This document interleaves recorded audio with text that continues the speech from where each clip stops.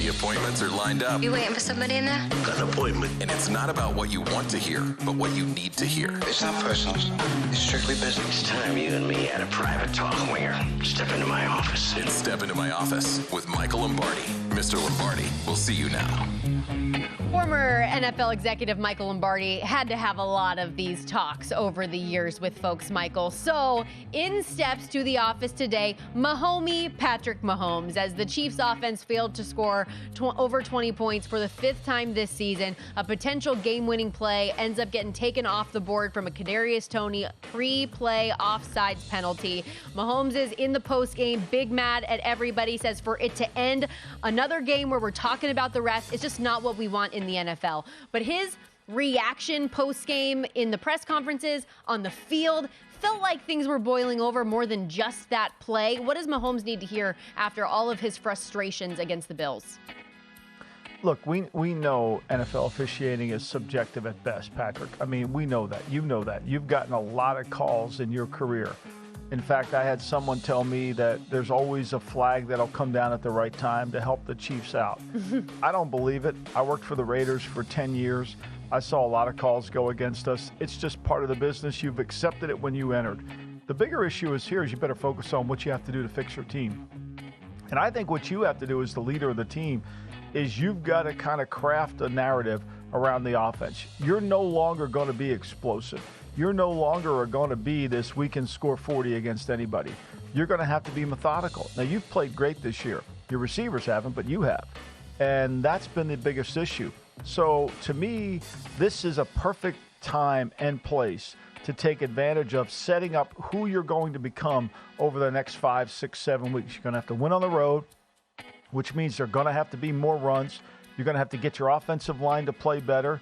You know, you missed Donovan Smith yesterday. You're going to have to play at a higher level there, especially on the road with crowd noise. But it's attainable because your defense is good and your ability to play defense is good. So, look, to me, it's a minor setback. You've made way too much of it. This whole notion of people in this locker room try so hard. Look, we all try hard in the NFL. It's like coming to your interview and saying you're going to work hard. Everybody works hard. Nobody's entitled to anything in the NFL. And you're not entitled to good calls. And this, frankly, was the worst time of all to go berserk because it was the right call. Yeah. Him in the post-game handshake going up to Josh Allen, that's bleeping terrible. Josh Allen's like, I just want to get out of here.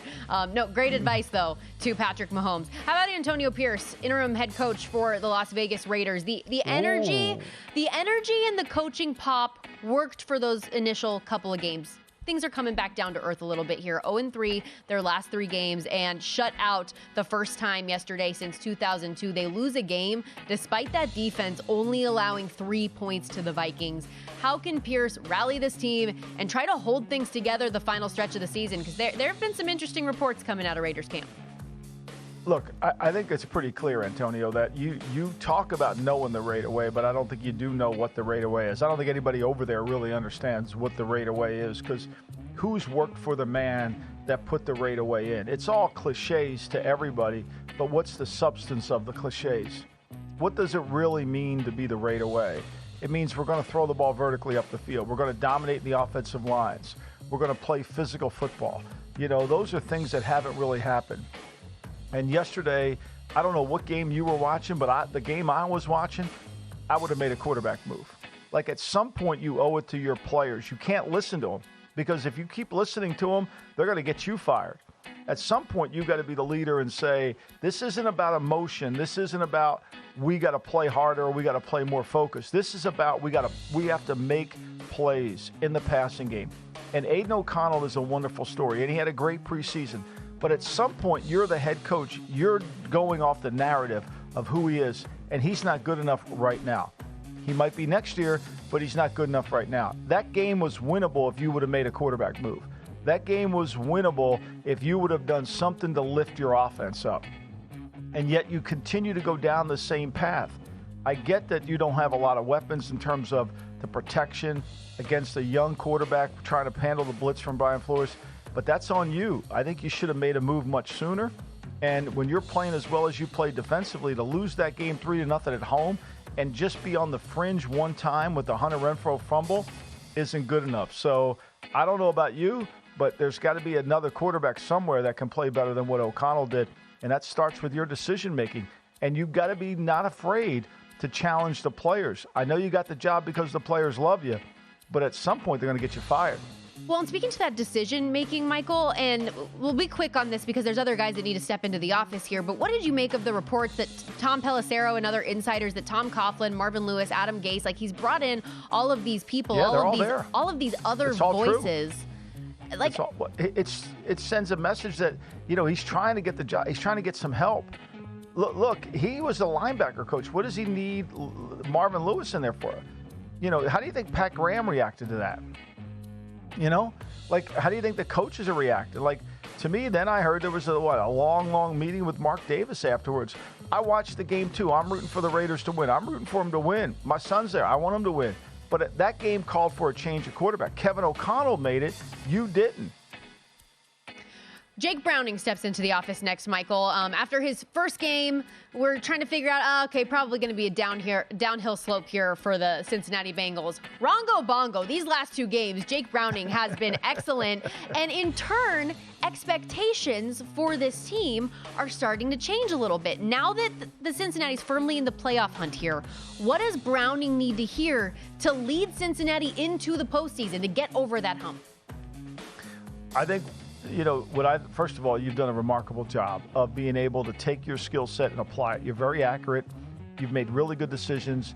You got hit in the mouth and you made a great throw. You've been really tough in the pocket. I think what you need to do is keep telling Zach Taylor, more of what I do really well. More of what I do really well. Keep giving me the same thing over and over and over again. They did yesterday. You kept running the same runs. You kept throwing the passes. More things that you do. And allow the skill players, allow Chase, allow, Mixon, allow Higgins, allow Brown to help you out. I think that's going to be the key. Don't play outside your comfort zone. You have gotten under center. I think Zach Taylor has done a very good job of getting you into a comfort zone and a groove. You got to keep doing that. More of the same and rely on those other players to make play. And if your defense can improve, that was the best game they played since week 5 of the season. Your team's got a chance to make the playoffs. They are one of 9 AFC teams that are either 8-5 or 7-6 in that very compact conference trying to make a playoff spot. Jake Browning, 75% completions, 275 yards, 2 touchdowns yesterday. Okay, Jalen Hurts. The Eagles now have lost their last 2 games by a combined 45 points.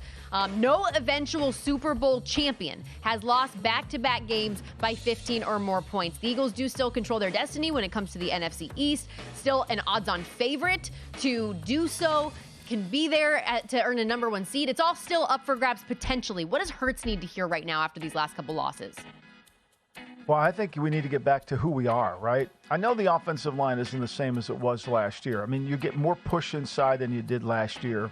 It's not as effective in the run game. You're not able to dominate the game. But I think really what you have to go back to is figure out, why did we win last year? How did we get to where we were?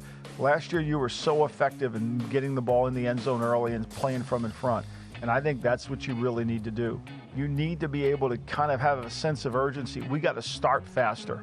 We can't be as lethargic in the start of the game. We got to play from in front. Make these other teams allow our pass rush to take over the game. I think that's going to be critical. I mean, you're not playing complementary football right now, unfortunately. And I think that's affecting the team in terms of having to play from behind. We know this. The defense can't defend the forward pass. Teams come into Philadelphia or you go on the road, you're 32nd in how many passes you face a game. 31st in touchdowns allowed. 28th in yards allowed. 30th in making plays on the football. So you're going to have to control the ball, slow the game down, help your defense, because maybe we can play good enough defense for 27 minutes. We sure as hell can't play like we did yesterday where we're playing 33 minutes. Yeah, and I want to say it's 6 offensive turnovers the last 3 games now for the Eagles. And when your defense is struggling that way, there's just no room for error the way that there used to be. Because we remember that defense from a year ago. We talked about them nonstop, how stout that group was. It's a different group this year. It's a different coordinator this year. So it'll be interesting to see how they close out the rest of the season.